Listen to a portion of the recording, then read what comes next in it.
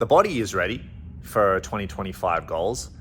My head looks a bit like my New Year's resolution is to give up meth. My trainings took a little bit of a turn for something different, and I'm really keen to share that with you guys. And I'll share a bit of the philosophy and the perspective as to why I think this is fun and why I think it's going to be really valuable for all you guys watching that are interested in rings training and where to take it. So this new style of training is really looking at rings from a bent arm strength perspective instead of what I've always looked at it as a straight arm perspective, thinking that whenever you're looking to get better and stronger on rings, you're always going to be looking at straight arm skills like iron cross, planche, multis, Victorian. I guess kind of what's happened over time and working in a gym where I deal with the general population, these straight arm skills, whilst they definitely should be worked on, understood, build biceps tendon strength, understand the positions and everything, for it to be realistic for someone to achieve a multis, iron cross, planche, those things,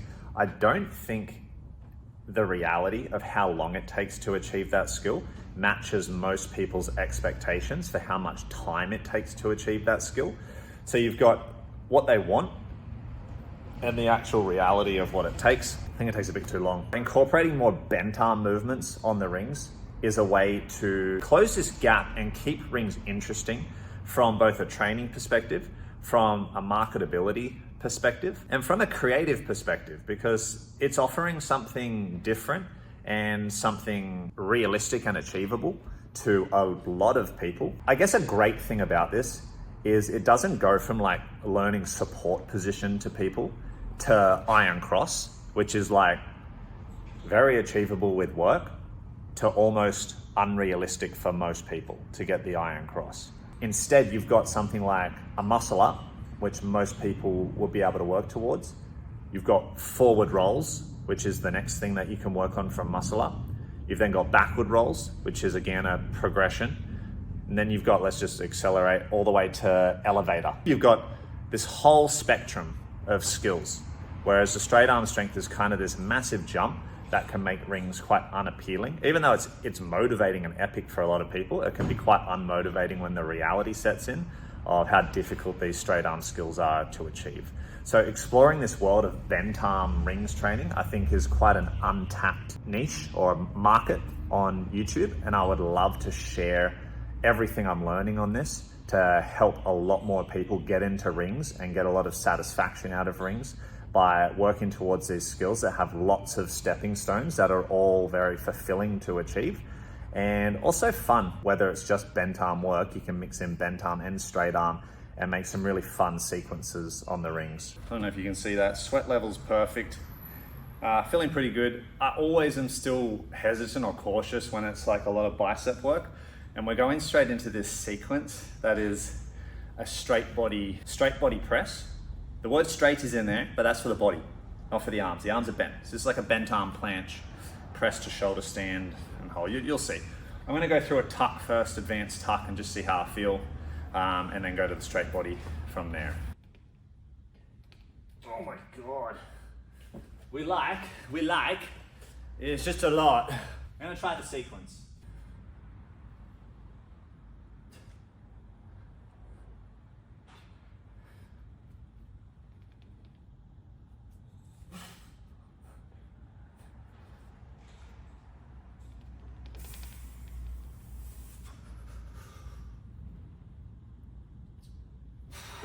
I wish I could set up a better angle, but we're vlogging, so it is what it is. The skill aspect is done. I only did 2 reps of what I was meant, and I failed one of them, but it's okay. This is just a fleshing out process for the first week. On to strength, handstand push-up, but I can't say handstand push-up is a pure strength skill. I mean, it is chest to wall, but one thing I love about handstand push-up is it is an honest skill and strength combination. So you can have someone that's a really proficient hand balancer that is not strong enough to handstand push up. And then you can have someone like Eddie Hall, who's so strong, could easily overhead press his body weight, but he doesn't have the skill of the handstand. So he can't do a handstand push up either.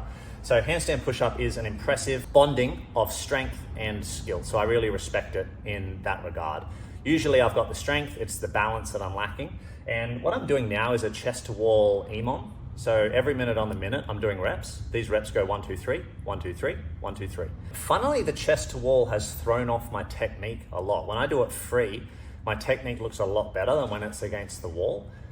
The wall probably allows me to get a bit more volume in. And the technical thing I will tell you about the chest to wall handstand push-up, which has been very valuable in helping with my technique, it's not perfect, but very valuable, is as you are pushing up, have ab tension and push your toes into the wall so you don't result in arching your back. That's been my big problem. It just looks like a wonky, awful handstand push-up. What I'm aiming to do in these handstand push-ups is do the concentric independently, or at least finish the rep in a freestanding handstand.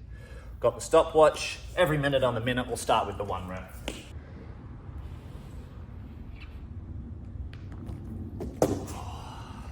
You can see if I try to get away from the wall too early, that fucks it up, but this is a training vlog, I'll show you everything.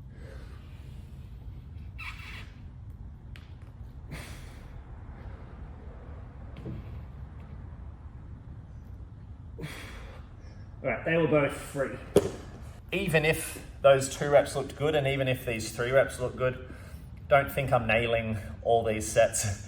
This has been a pretty frustrating one, and it's carried over into the phase 2 for me, with the goal just being to be more independent, because that's where you want to be in the first place, is independent, but my technique is better there. So striking a balance of handstand, of chest to wall, helping me get more volume, but trying to make it more like my freestanding will lead to more volume with better quality reps.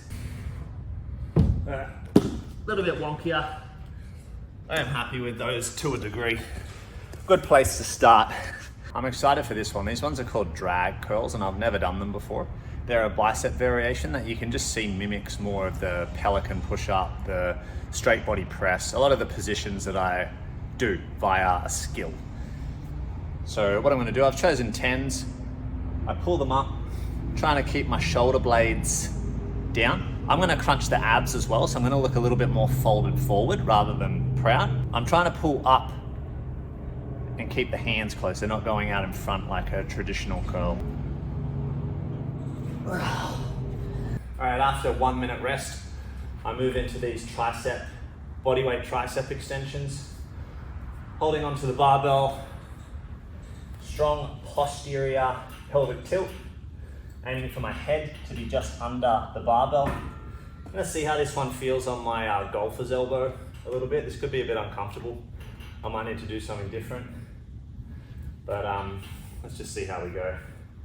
So 3-second tempo on the way down. Ugh. Fuck. Quad workout as well. All right, the intimidating one, the pelican push-ups.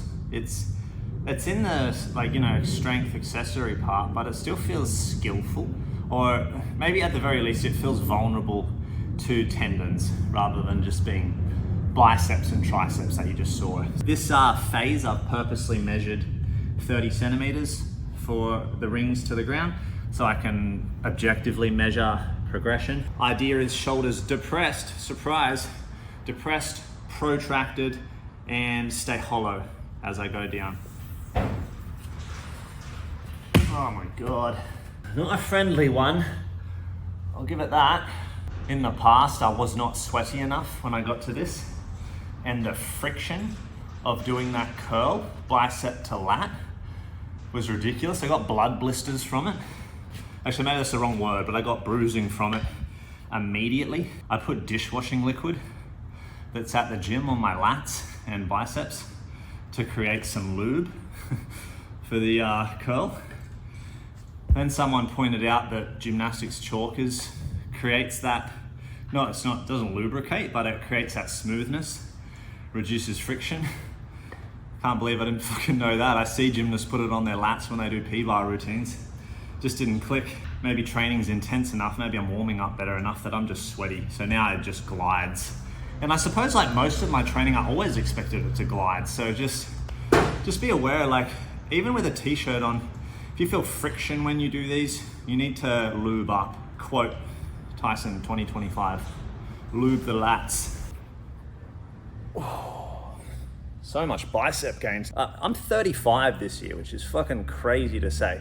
And I've been making content on YouTube since I was 22. Like even younger than that, I was making content. Like I was filming flips and WWE type of wrestling when I was 13 in the backyard. So I've been doing this for a very long time. This year, I really want to make it my aim to create a lot more content for you guys that's tailored to what you want. I've already put some feelers out there, and the feedback I've got is more tutorials on how to program different movements together, like weights training and calisthenics, and how to train, like how to program for different skills. So a lot of programming kind of stuff seems to be what's requested, but I want you guys to put stuff down in the comments as well. I kind of want to get everything I've learned from all the time I've been doing this training and put it onto my channel for you guys. That is the aim of 2025. So you hopefully see a lot more of me, guys. That was a really good session. I was quite happy with that. Didn't I said last year it was going to be my goal to get that Arnold pose. No mobility, we know that. Ready, guys? My 2024 goal. Here it is.